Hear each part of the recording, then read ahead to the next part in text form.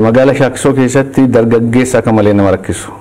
Abbaa caalaa jechuuf jedheeni gaafata kana booda seera. Amaana abbaa fi yoo gate abbaa fi gate jechuudha. Abbaa fi gane jechuudha. Guyyaatti buna siinii meeqa dhugdu? Jibba hanna isinirraa baradhee. Dammi mi'aan didu. Qofi nyaataani qofi du'aa jedhani. Sirna gadaa keessatti qooda qabdu. An sirna gadaa baaliin xiqqoo. Agam akka na jibbitee dachirraa nu badhaba.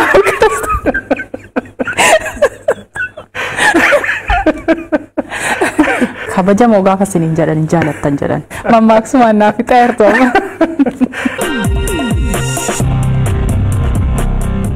Yooyyaa harka fuunii kabajamtoota daawwattoota keenya akkam jirtu bakka jirtan maratti nagaaf jaalalli keenya isin haa ga'u jecha yeroo hundaa sa'a kanatti kan isin biraan geenyu anaa dhufuun keenya jalqabee jira qophii anaa dhufaadhaatiin kan isin biraan ga'u ani mooneeti beeksisaati keessummaa qabadheen jira keessummaan keenya har'a hayyuudha gorsaadha nama gara laafessa nama uummata isaa biraa hin hafnedha hojiilee gurguddaa nama hojjetudha giddugala daldalaa keessattis immoo nama gahee guddaa taphachaa jirudha. Kallattiin omaan gara isaaniitti isin dabarsa turtiin keessan nu wajjin haa ta'u anaa dhufu baga nagaan dhuftan. Baga nagaan nu eddan. Ayyeegaa dursee waa haasayeera. Mee daawwattoota keenya faana wal bara. Yaani Waddeessaa Achiisinan jedhama. Dhaabbilee misoomaa baay'ee kaaka Guyyaalaandii Murmuraa Waasaa fi akkasumas durata abordiitiin godulleen dabalatee kaampaanii maatii ka Helluyaa jedhanu deeggeessa.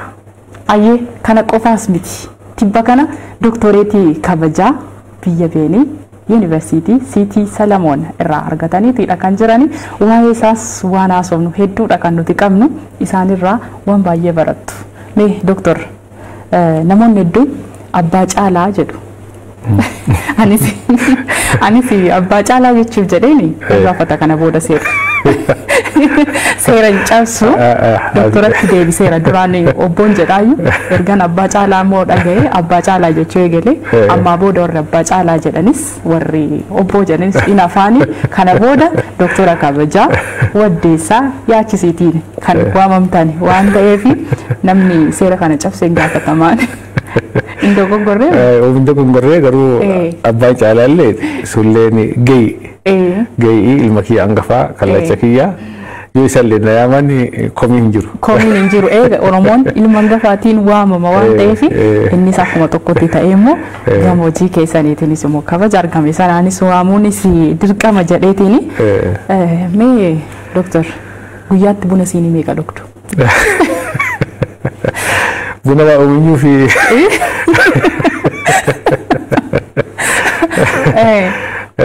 akkuma nuti toletti onnaa buna waareen dura sa'aatii 4tti sinii tokko hi'unnaa laaqana irratti ammoo laaqanaan duuba sinii 2 tokko hi'unnaa achiin duubatti akkuma barbaachisutti unnaa garuu yeroo nu barbaachisu yeroo lamaan kana. Maal nuuni irraa addamaa miti oomisha bunaa osoo qabdanii xiqqoo dhugaa jirtu guyyaatti maalii fi oomisha bunaa Gujii Haayilaandii Koffii gabaa idil addunyaatti beekamaadha. Dhiyeessiin isaas guddaadha. Namni buna oomishuurraa babal'isuurraa raabsuurraa kana hundaa noo ta'u bakkuma bunaarra oola waan ta'eef guyyaatti siinii meeqa dhugu laata doktor jedhee ta'anii kan isinii gaafadhe mee ka'umsi doktor eessarraayi?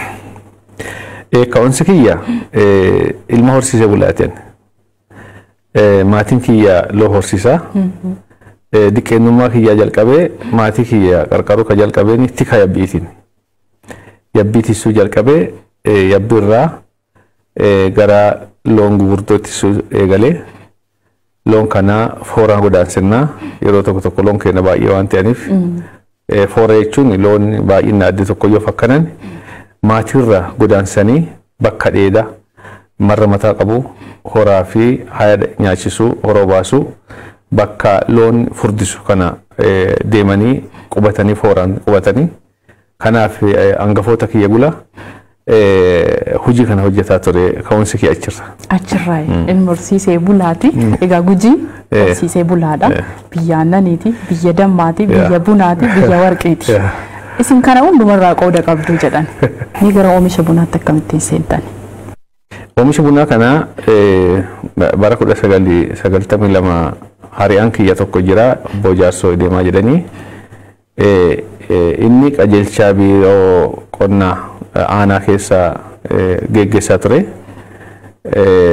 Nuti bara dargii sanii baay'ee dargiin waan rakkisee fi baqannee mana barumsaa keessaa baanee gara daldalaatii fi gaa'elaa gallee inni ammoo barumsa xumuree laataa carraa argatee nu keessa waa'ee qonnaa barate.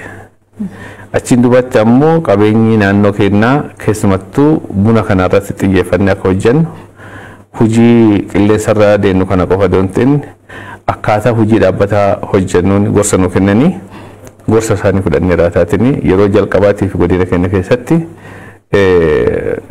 investmentii bunaa nutti hariyaa kee waliin jalqabe dhaabbata mormoraadhaan hundeessine isa kanaanii gara hektaara 200 fudhannee gara oomisha bunaa galle. Lafa hektaara biraa 150 maatii kiyya waliin fudhannee Gujii Halaandii jennee lafa mul'ataa guddaa keessatti addee qilleensi isaa bunaa tolutti ilaallee muuxannoo duqqannurraa hundoonnee haala hammayyaa'een hojjennee raataatiin biyya alaatiitti buna ekspoortii godhuu jalqannee sister kaampaanii mormoraa kana waliin muuxannoo wal jijjiirataa hojii kana bunaa kana bifa kanaatti seennee sadarkaa kanaan baane. Gujiin Aayilaandii Koffii sadarkaa idil addunyaatti beekamaadha. Biyyoota hedduutti kan isin ergitanii baay'ees jajama. Biyyoota meeqatti ergitan? Biyyoota baay'ee dhugaa dubbiif. Biyya Ameerikaa kana biyya baay'eetti erginaa, Saawuz Kooriyaatti erginaa, Chaayinaatti erginaa, biyya Awurooppaa kanarratti Swiidinitti erginaa, Kanaadaatti erginaa, Jaapaanitti erginaa, biyya baay'eetti erginaa. Kanaafuu akkuma jedhame kana buna qulqullina irratti hundoonneetiin kan hojjennu qulqullina irratti hundoonnee kastamarri keenya waan inni barbaadu fedhiintaa isaa guutii isaan yeroo gara yeroo irratti muuxannoo fudhataa bifa kanaan waan hojjennuuf gatii isaallee ol ka'aa akkasumas qulqullinaallee qaba jaalatamummallee akkuma madagamu kana fudhatamaa dhufeera.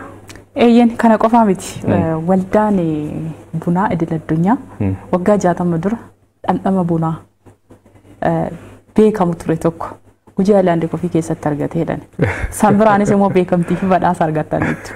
Egaa namni gara dhaabbata keessanii dhaabbata Gujii Aayilaandii Koffii gara biiroo dhufe badhaasota hedduutu jira, waraqaa beekamtii hedduutu jira. Kun hunduu Gujii Aayilaandii Koffiin gonfateera. Doktor Waddeessaan gonfataniiru waan jedhu si odeeffadheeraan. Mee kun dhandhamni waggaa 60 dura ture sun maalidha? Warri Awurooppaa kootanaa dhufanii buna Itoophiyaa kana qo'ataa turan. Qo'ataa turanii namooti ogummaa bunaa kanaan baay'ee beekamu dhufanii biyya Itoophiyaa kana keessa buna jiru naamunaa isaa fuudhanii raataatiin ilaalaa turan. Gara keenyallee dhufanii raataan dhandhamaa bunaa keessanii ilaaluu barbaadna jedhanii raataatiin dhufanii fuudhanii akka Awurooppaatitti buna Coffee Speciality Association kan jedhamu kana waldee kun dhufee ogeessa ergee raataatiin dhandhamee maaddeffatee dhandhamni kana asitti lakkiinyu buna Itoophiyaa kana deenneetiin akka Awurooppaatitti dorgosiin jedhanii fidanii deemanii. Achi yennaa baanii buni keenya tokkoffaa ta'ee mul'ate.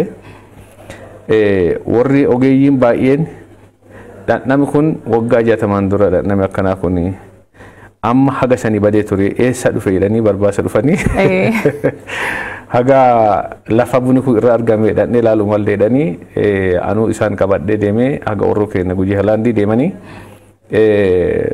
lafa kana dhagganii lafa ol ka'umsa qabdu ka bosona qabdu ka uumamaan jirtu buna achi keessaa kana daawwatanii baay'ee maaddeffatanii beekantii nuu kennanii amma nu waliin hojjechuuf ammoo waliigaltee guddoo goonee gara fuulduraatiif voolumii guddaan ergisaaf qophii irra jirra jechuudha.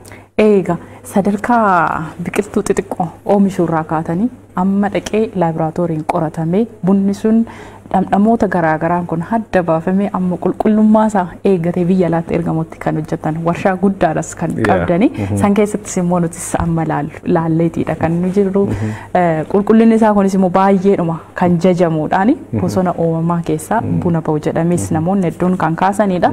Egaa hojiilee hedduudha nuti Gujii Ayilaand Kooffii kun ka'umsaa godhannu iyyuu malee gama albuudaanis albuuda addunyaa irratti yeroo jalqabaaf argame albuuda Emiraadha biyya addunyaa kana irratti sadarkaa qabeetiidha kan inni jiru namni argate immoo sineedhaan. Amma yeroo baay'ee bu'aa argamu tokkoon duuba qooda fudhantooti beekamu malani baay'ee jirani. Kanaafuu bu'aa argame tokkoon duuba warri qooda fudhatame baay'ee waan jira waan ta'eef ani dhimma kana hin komatamu. Yeroo baay'ee anatti beeksisuuti malee nami albuuda kana dhagge ijoollee Hayilee Dambiitii fi ammalleen Qumbii Nambii Mucaa jedhan ijoollee xixiqqoo lamaan tokkotti bakka waldiyaa nuutidhaan bu'aa hawaasaa keessaa oomisha Tantalamaa oomishanu albuuda kana argani. Hin beekne turanii albuuda kana dhagganii gara keenya fidanii albuuda kana innaa laallu yeroo jalqabaatii fi Emeraaldiin beekamaan lafa kana keessatti argame. Kanaaf ani waldiyaa kana bakka bu'ee beeksisu malee albuuda kana lafa oomisha keenyaa keessatti ka arge ijoollee kana yoomiyyuu wanni albuuda kana innaa ka'u ijoollee kanaaf beekamtii kennaaf. Isintu beekamtii kenna malee addunyaan immoo kan beektu isiniin nama beekamtii kenneef akka gara biyya alaa deemee albuudni sun ilaalamee mirkanaa'ee gara biyyaatti deebi'ee immoo sharafa argamsiisu nama taasise nama gahee guddaa taphatee jedhamtaniiti kan kaafamtani kaniif hin kaase. Akkanaaf garuu dhugaa jirtu dhosoo hin barbaanneef isaani maddii argama albuuda kana isaa waan ta'eef karaa isaanii gulaan garuu waldiyaa kenna bu'aa hawaasaa gula dhufee anammoo waldiyaa kana nama booressa waan ta'eef karaa kee gulaan akka addunyaatti ka beekamu godhame.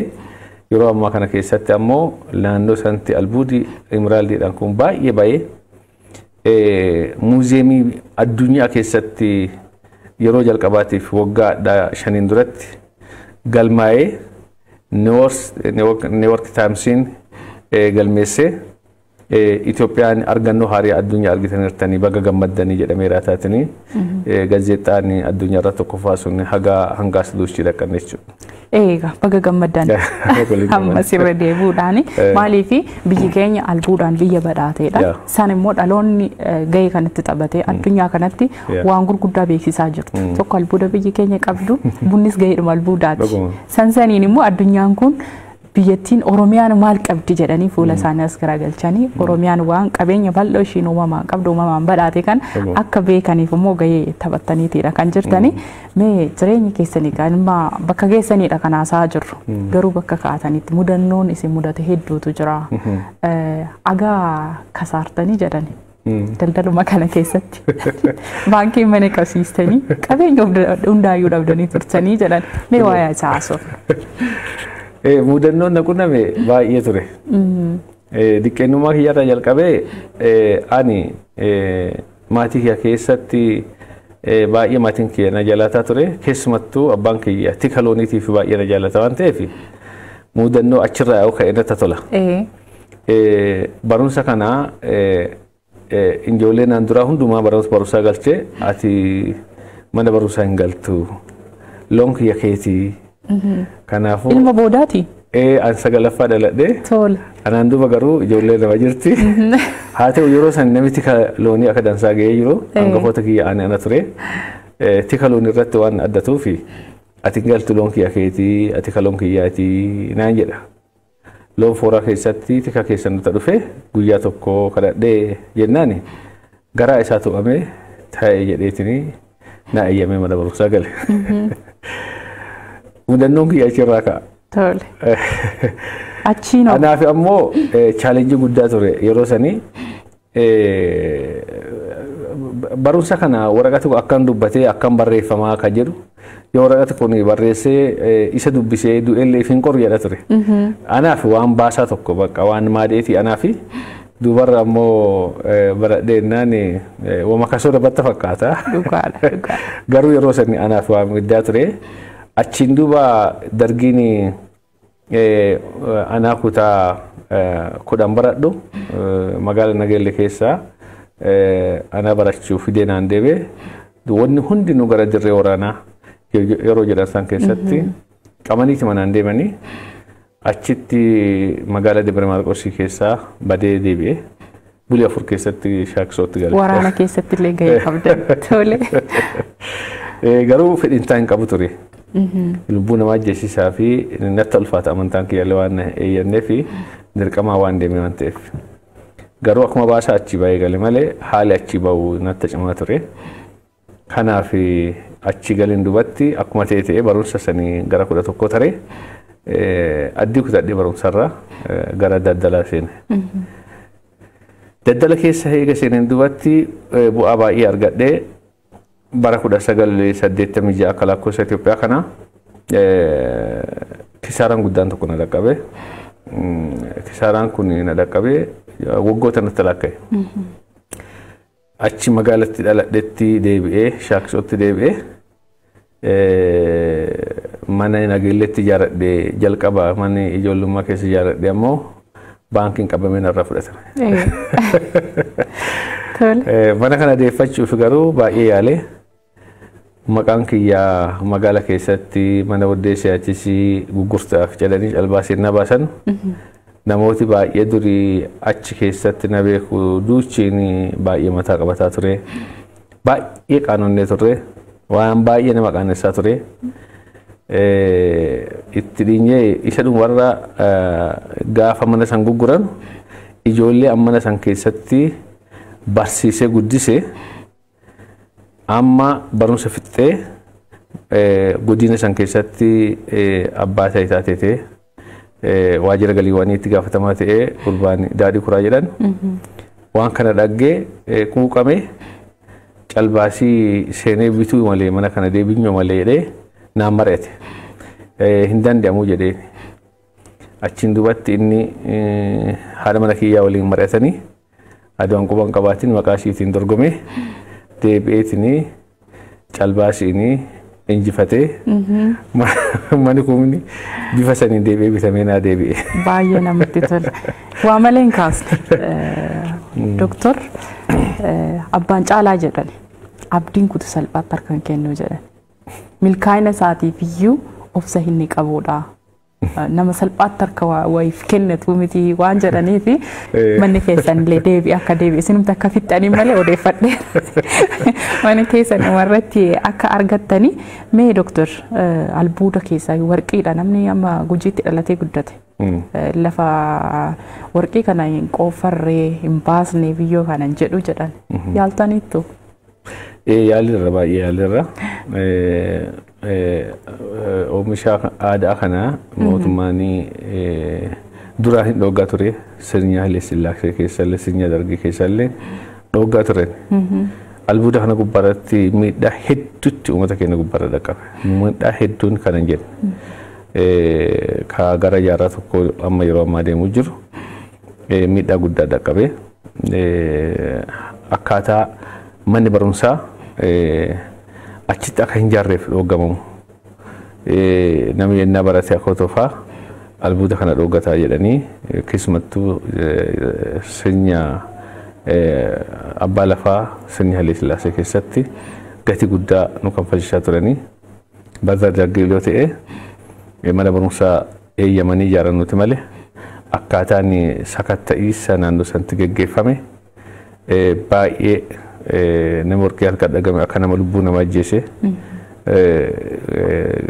rakkoo adda addaa hawaasa keenya gubbaarratti fidaa turan. Bara mootummaa Ihaadiig kana aadaan gurmaawanii waldaaleen akka hojjetanuu fi mirgi xiqqaan tokko argame.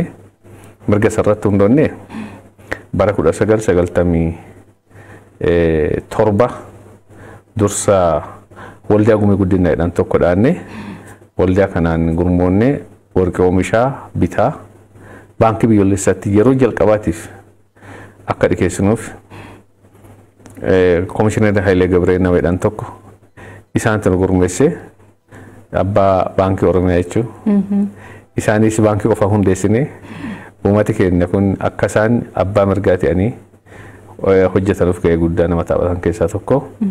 Kanaaf yeroo jalqabaatiif baankii biyyoolessaatitti waldaa saniin galchaa turre. Duubarra ammoo yeroo adda addaa qajeelfamni nurra abbaa ture.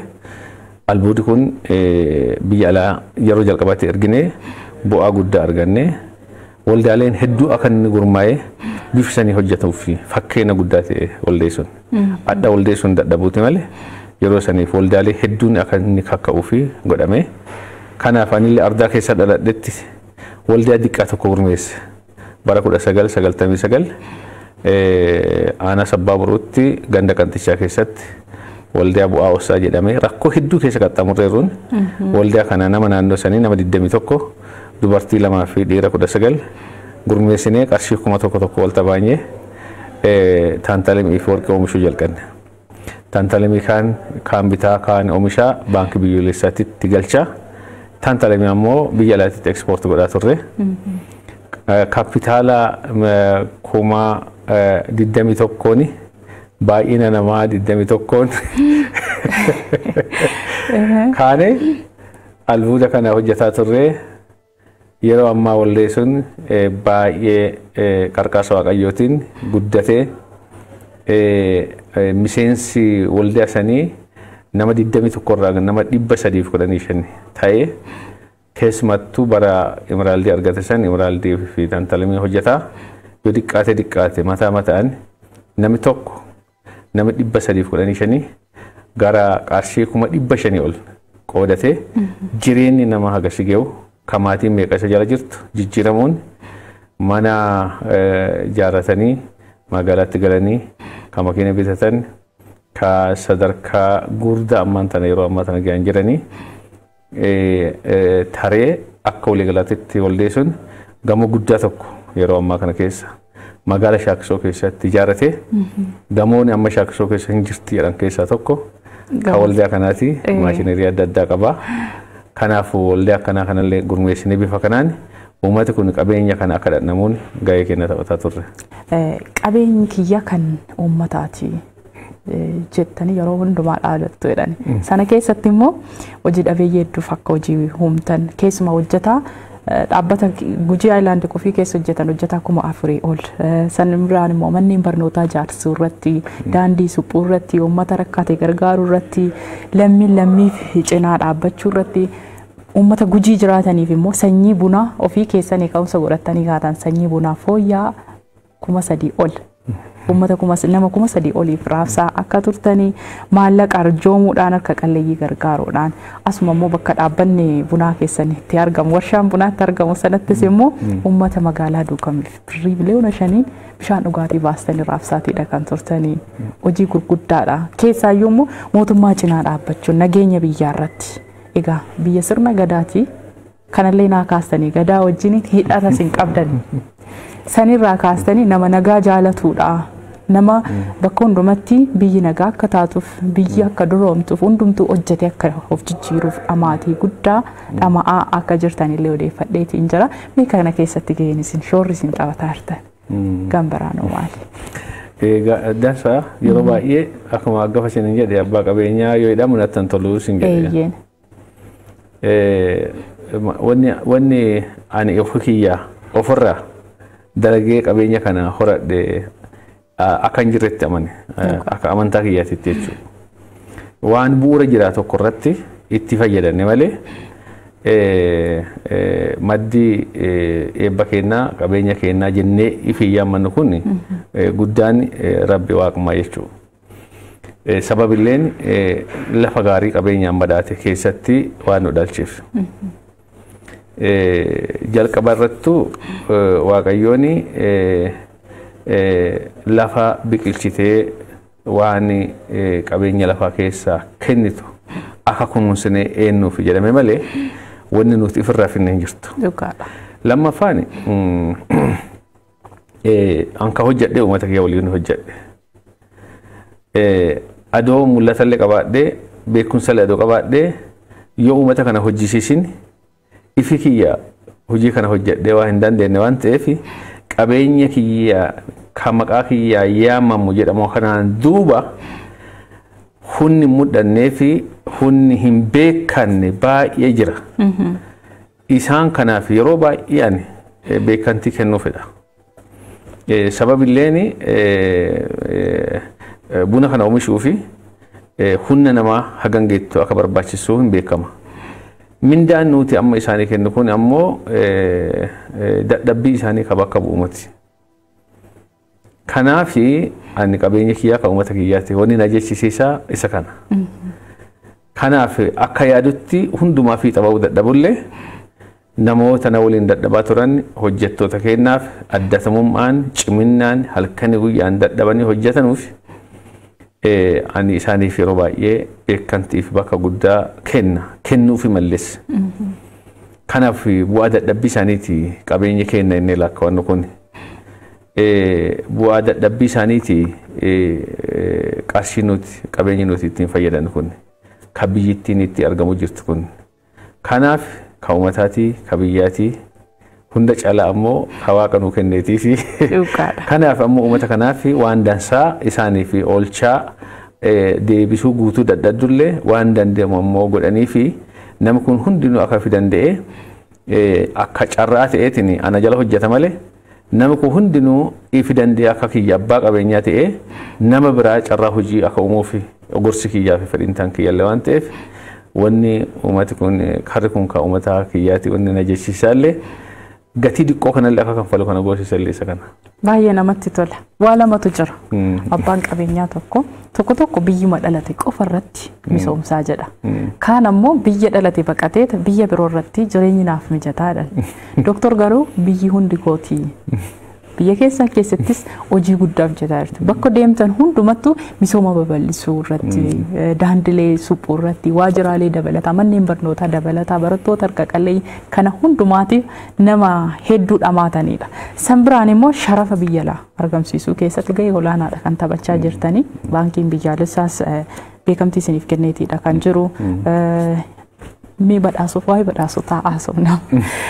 Doolaara gabaa addunyaatiif dhiyeessii wanti isin oomisha keessan dhiyeessuudhaan doolaara biyya keenyaatiif immoo harka caalu galchaa akka jirtanii odeeffadheen jira. Mi waa'ee isaa warra haasofna. Jalqaba gubbaarratti yaa'u waldaa bu'aa hawaasaatiin yeroo lama baankiin biyyoolessaa kaampaanii gurguddaa waliin kaampaanii akka Midrook Adoolaa Enterpiraayizii waliin dirree tokkotti nu badhaasaniirani. Sharafa biyya alaa waggaa tokko keessatti yeroon doolaara miliyoona 10 waggaadhaa 10 duratti yeroo nu galchine jira. Eegisan ammoo mormaraalleen yeroo baay'ee keessumattuu baankiin Oromiyaa gamtaa Oromiyaa yeroo baay'ee nu badhaasaniiranii. Guyyaa laandeelleen akkasumas baankii Oromiyaa fi baankii hojii gamtaa Oromiyaa Awaash baankota akkana kana waliin baay'ee hojjetaa beekumtii adda addaa nuu kennaniiranii. Tarii dirqama hawaasummaa misooma mana barumsaa ijaarru kana daandii kabaanyu kana akkasumas bishaan qulqulluu uummata baanyu kana qabeenyuma isaanii isaanumaaf hojjenne malee qabeenya adda biraatiif innee dhunnee hin jiru. Yeroo baay'eelleen yennaa isaanii waa akkanaa kan nu godhe yennaa jedhamu qabeenyuma keessani kuni kanaaf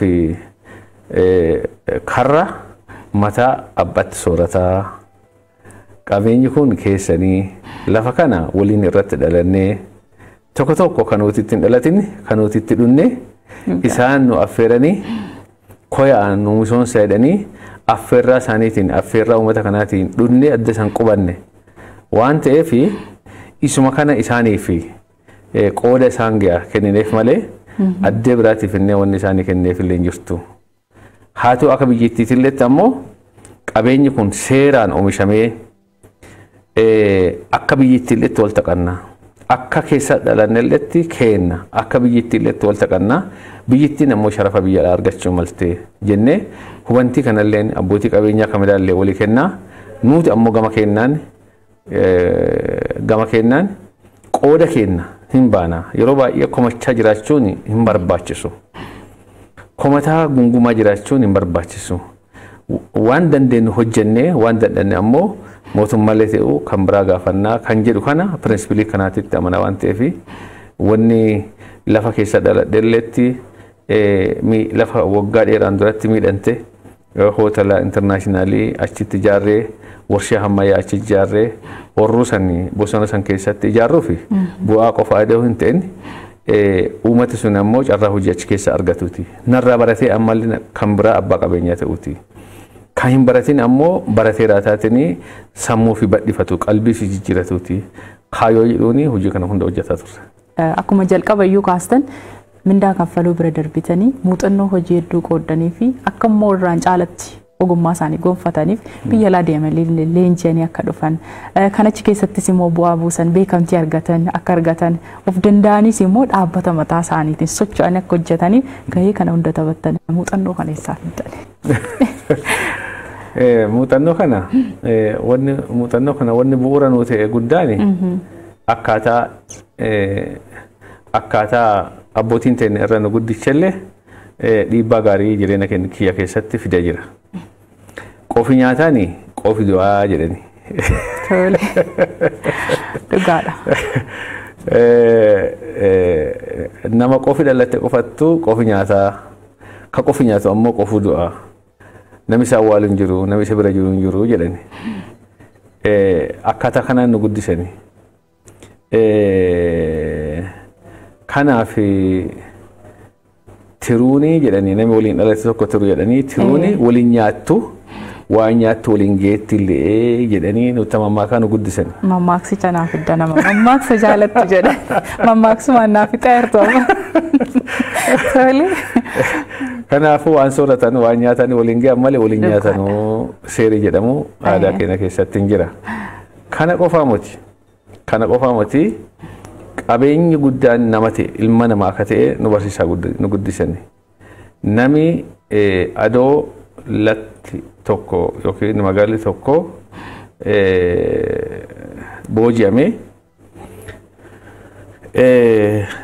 qabeenyi nami saamee kun qabeenya saamee kun nama saama. Nama fitta qabatee nama san du'a jala baasaa nama fitta qabatee guddisaa. Kanaaf namni nama saamatee fudhatee guddifate hin badhaadhee hin duroomee jedhani. Nama ammoo qabeenya saame ammoo hin hongaa'ee hin kasaaree jedhan. Wanni kun ammoo piraaktikaalii diqqeennummaa kennaa jalqabne jireenya namaa keessatti innasiin raawwatantu dhaggaa guddadhe. Inni biraa ammoo amantaa waan qabuu fi amantaan kiyyalleen waan akkana fakkaataa kana waan maatiin keenya barsiise kana wal firoonsa waan na barsiisuu fi asumarratti hundaa'ee ilma namaatii fi kabaja guddaa akan kennu wani na goosee dhiibbaa narra uume namooti kamiyyuu waa ifi fedhu nama akka kennu maletti muuxannoo qabu nama akka qoodu maletti beekumsa qabu hagga dandeettii kiyyatti namatti akeekee nami akka jiraatu tokkummaa akka jiraatu gurmuun akka jiraatu nagaa akka jiraatu isa kana qooda kiyya hin bayaa jedheetini na kakkaasa. Abbootii teenyarraa qabeenya qofaa miti kadhaallu. Hawaasa abbootiin teenya bulchaa turte san gaaddisa dhaallee jirra. Aadaa Oromoo keessatti qabeenya qofaan dhaalanuu gaaddisa illee dhaalan jedhani. Gaaddisa addee watti murteessanu, addee nagaatti eeganu, addee seera hawaasaa itti tumanu, addee dhugaatti dubbatanu. Kanaaf kaleessa abbootiin teenya dhugaa dubbattee dubbii dadde duuchii qortee daba baachaa jirti. Dubbii dhokatte duuchii qortee dhugaa fullaachee abbaa dhugaa kennitee abbaa dharaa kennitee biyya fi bulchitee jirti. Nagaan eddeerti addaa fi hawaasa akka wal danda'u hangafa akka maandhaa akka hangafa dhaga'u gaaddisa wal dhageetti uumanii nagaa fidanii ardaa fi keessatti bulchaniiran. Adda isa kana qabeenya qofa doontiin gaaddisa kanalleen aadaa wal dhageetti kanalleen abbootii teenyarraa fuunee amaanaan abbootii teenyaa guddaan harka keenya keessa jira. Nami abbaa fi jaallatu amaanaa abbaa fi yogate abbaa fi gateechu abbaa fi ganeechu. Kanaaf amaanaa abbootii teenyaa kulleen nurra jira. Dhalootillee waan gaarii ammoo narraa dhaaluu barbaachisa.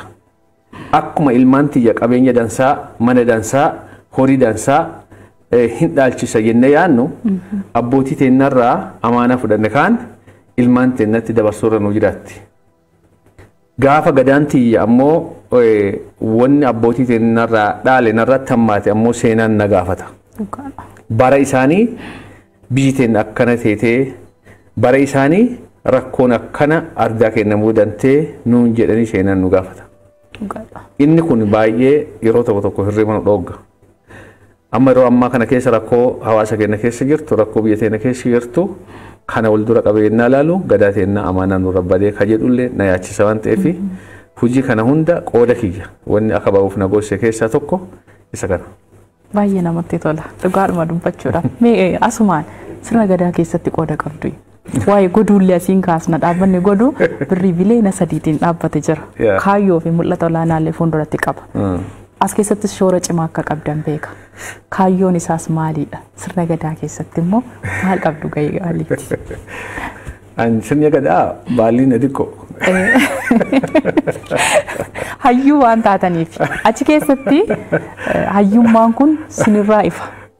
Wanni haasoftanii ergaan isin dhaamsisan waan isin gochaa jirtan kun hundumtuu achi keessaa shoora qabaayii dooktarii nama jechisiisa. Mee kana daawwattoonni keenyas baruu barbaadu waan ta'eef.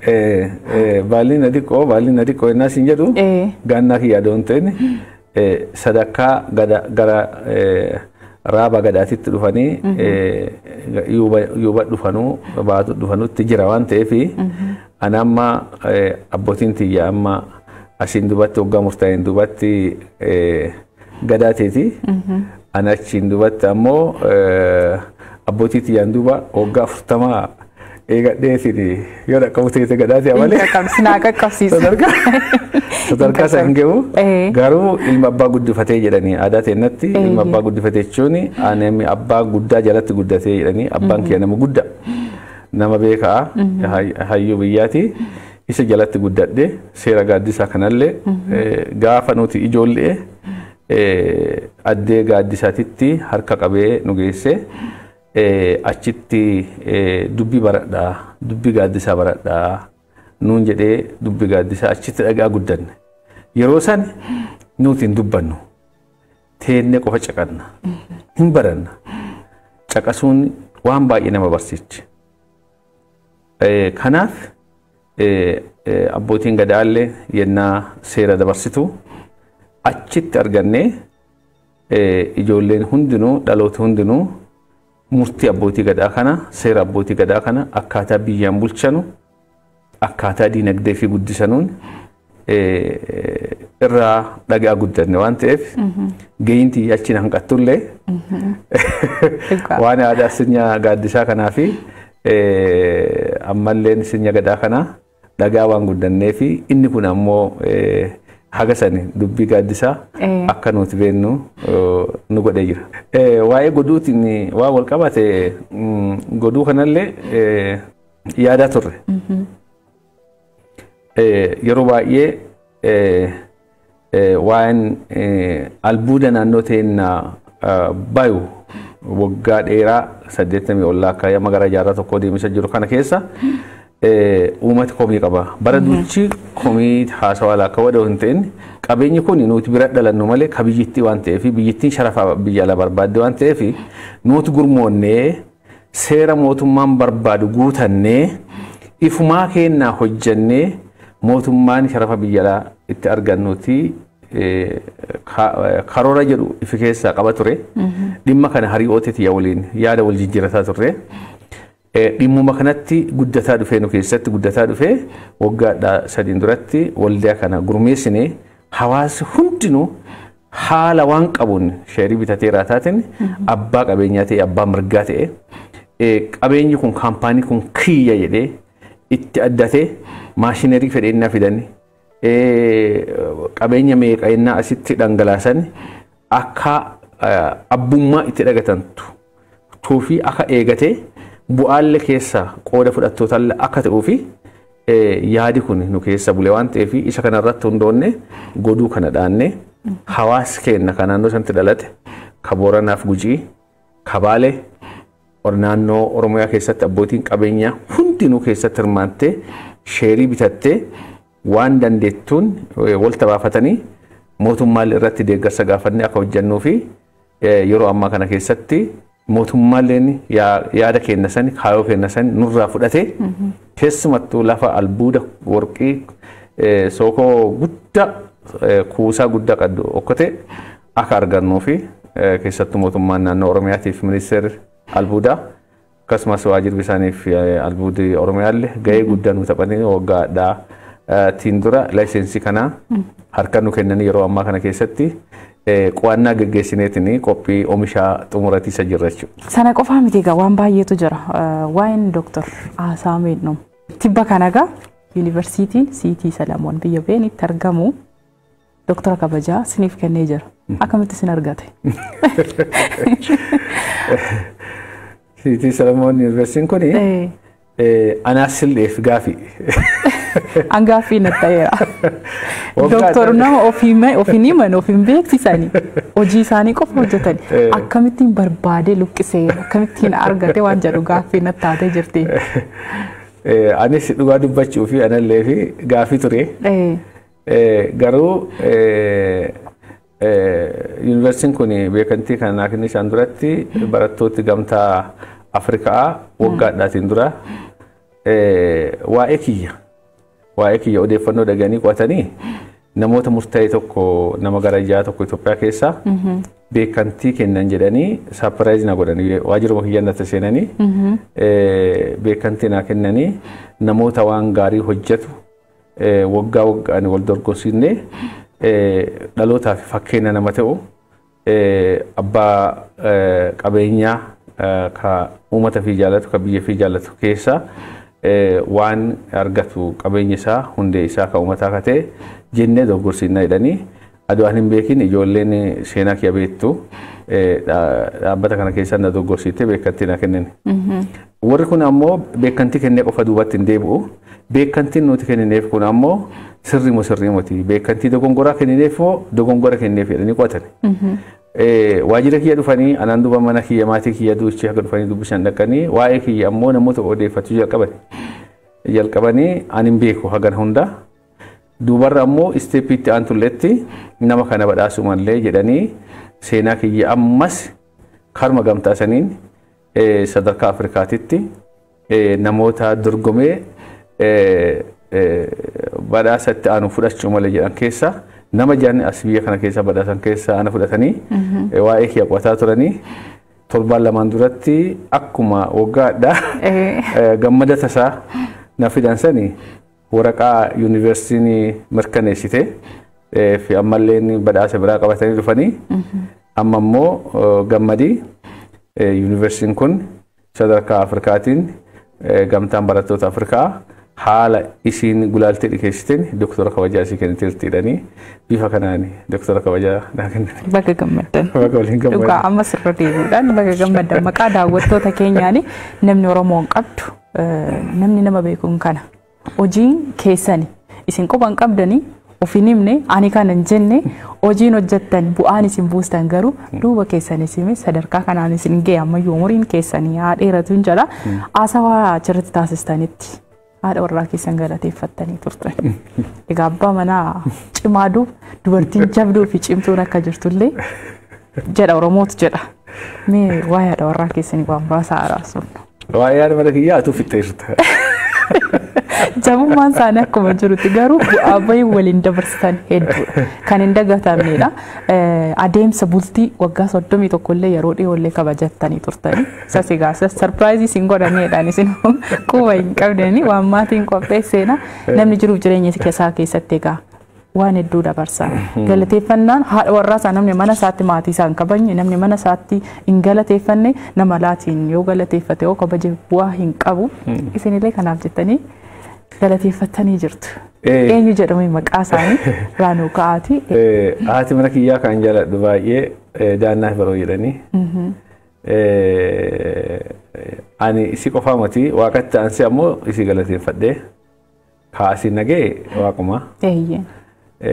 Kanaaf ka'umsa kiyya yoomiyyuu hirraanfadhu tika abdii irraa jalqabee sadarkaa kanaan waaqayyoon nagee. Kanaaf itti aansuun ammoo haati mana kiyyaa dhugaa dubbiif haadha mana cimtuu waaqayyoon na kenne ijoollee 9 na deefte. Haadha ijoollee 9ti. Amma immoo ijoollee seenaa 2 dhaginee jirra. Baay'ee namatti tolaan. Kanaaf ayyoomiyyuu wayoomiyyuu hojii kamiyyuu ennaa hojjedhu keessatti yaadaan gorsaan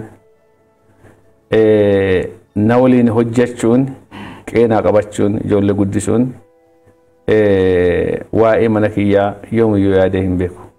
Akkuma amma jettee ciminni kiyyaa lafeen dugda kiyyaa waaqaan jalatti haadha mana kiyyaa aadde Daannaa Birooti. Umuriin isaanii haa dheeratu. Kuni bal'aadha daawwattoota keenya nasumaa waadaa gallaa fi qophii yeroo jaalalaatiin waa'ee maatiitiin walitti deebina guyyaa biraa. Waa'een isaanii tasumatti akkasumatti haasa'amee gabaabaa waan dhumu miti waan baay'ee namoota birootiif fakkeenya kennu waan ta'eef meegaa gara isinitti hin deebi'an. Mee doktor maaltu gammachiisa? Gaaffii salphaadha. Dhuguma gammadi kiyya akkuma isin jedhe hajji alqabaa wanni na gammachiisa maddi gammada kiyyaa waaqaan gammadaa yeroo baay'ee. Inni lammaffaa ammoo haadha mana kiyyaatiin gammada. Lammaffaa isee. Seenaa kiyya keessatti gaafa gara waaqa dhufe sanii baay'ee gammada addaa gammadee haadha mana kiyyaa gaafa fuudhee baay'ee gammada addaa gammadee ilma qaraa gaafa uumadhe ammoo baay'ee gammadee. Caalaa. Ijoollee achiin duba fudhadhelleen kan isa caaltudha jiraachuu dandeetti garuu anaaf gammadi guyyaa gaafa ilma namaa ilma dhiiraa horatte jedhanii gaafa oduu gammadaa haati kennatti hintu isitti itti aana haati kiyyaa yeroo isin deettu ilma dhiiraatti dhalatee osoo innaan jettu gammada addaa gammade kanaaf ilmaan kee hundaa hin gammada.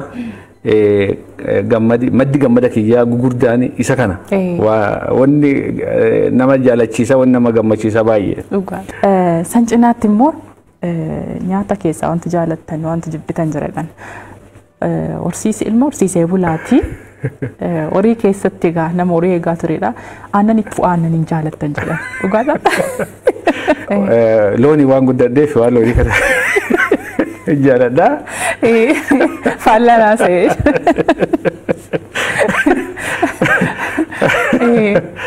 Kanaaf aannan loonii kana baay'ee oona ammas aannan oonee dhufe as yeroo dhufu. Aannan tiikyuu. Kai deeminaan jettu ibsuudha. Akkamittiin waan itti dhaladhe waan itti guddadhe waan keessatti jiraachaa jiru hin jaalatu naan jetta deemina. Naan jetta dheen eegee ture garuu jaalala guddaa akka qabdaniifidha kan hin beeku. Ayyee. Kanaaf aadaa kanan jaaladhaa sagalee nyaata duraanii nyaata guddadhe san ka aadaa sani isa kana marqa kana maanii kana garbuu kana baay'ee jaaladhaa. Kan biraa kan nama jaalatu illee nama jaaladhaa garuu anaaf ammoo wanni adda naati isa kana. Adda siiniiti. Hayyee maal jibbitume? Waan jibbitanitti immoo deebinaan. Nyaata keessaas ta'uu danda'a amala namaa keessaas ta'uu danda'ani. Ani wanni an jibbu hariyooti keelleen beekanii hanna jibba. Hanna jibbaa soba jibbaa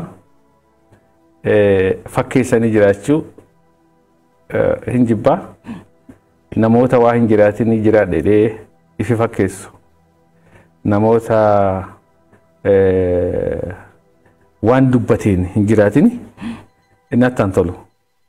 Hawaasa keessallee teenaan, dhaabbilee keessallee teenaan, amantaa keessallee teenaan wanni akkanaa kun baay'ee na dhiba. Baay'ee. Hanna kan jibbu dhiibbaa kanarra dhufe ammoo na fide ammoo haadha tiyya. Haati tiyya keessumattuu abbaan kiyya haqa namaa dansaa kan ta'e nutti gorsa. Garuu hanna akka an jibbu kana goosisee haadha tiyya. Annaan wal qabatee mudannoo qabdu jedhan. Yeroo buna feetanii warqii kana albuuda kana gujii feetanii fiddoodhaan hattuu maarkaatoo sirrakkisee jedhani. Seenaa kee qoratti irratti baay'ee.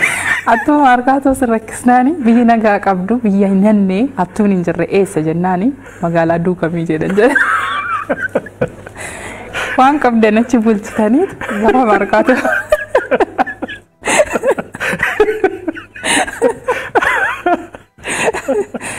Agam akkanna jibbitan achirraa dubbadhama.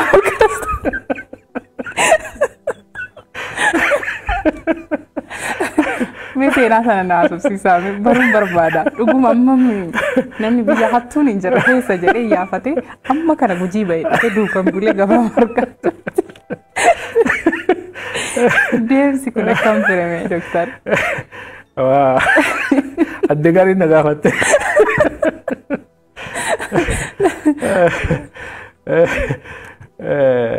Akkuma dhageette sanii kanaan wal qabatee mudannoon hin ooltu jedheeni. Duukami akkuma dhagarte kana magaala kana waan jaalladhuu fi yaadannoo akkanaa ta'e ofeedhaatiin warshaa achi bite.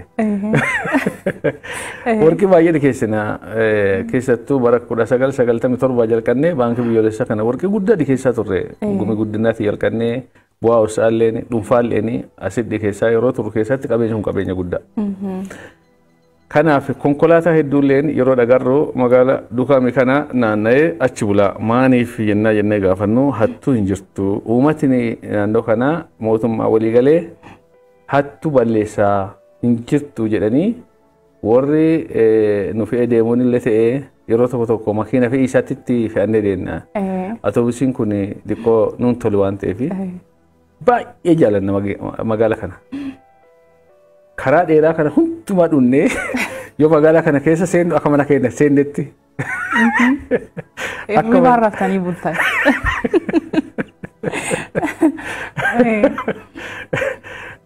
Akka mana keenya seennetti nutti dhagatama waan ta'eef kanaaf Duukamirraa yoomiyyuu jabbultoo bulla jedhanii namni dukkoo yennaa gabaa dhaqiisaaf jala bullee.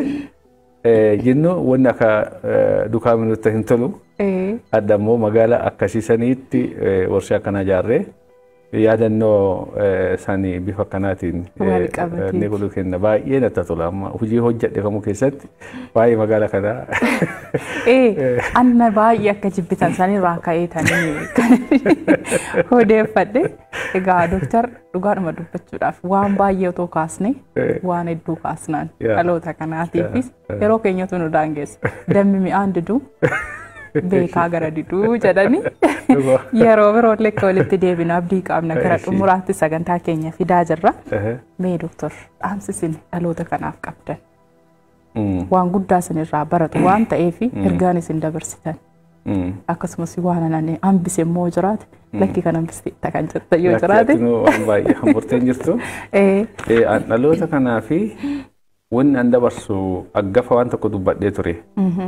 Nu amaanaa qabnaa. Maganneen nutti kennameeru jira. Maganneen kun haadha abbaa keenyarraa nutti kenname, hangafoota keenyarraa nutti kenname.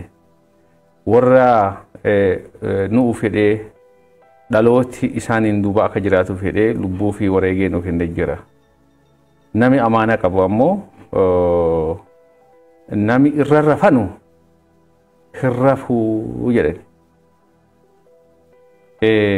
Nami irra rafan jechuun nami obboleessa qabu obboleettiin obboleessa qaddoo obboleessa kiyya qaba jettee obboleessa fi waaqaan jalatti isaatti addatteetiin rafti. Haati ammoo ilma jabaa jettee ilma kiyya qaba jettee irra ratti. Obboleessa obboleettiin durrii fi eessuma firaa fiixaan nami nama qabu nama kana qaba jedhee irratti rafa. Nu nama irra rafanu nama amaanaa qabu.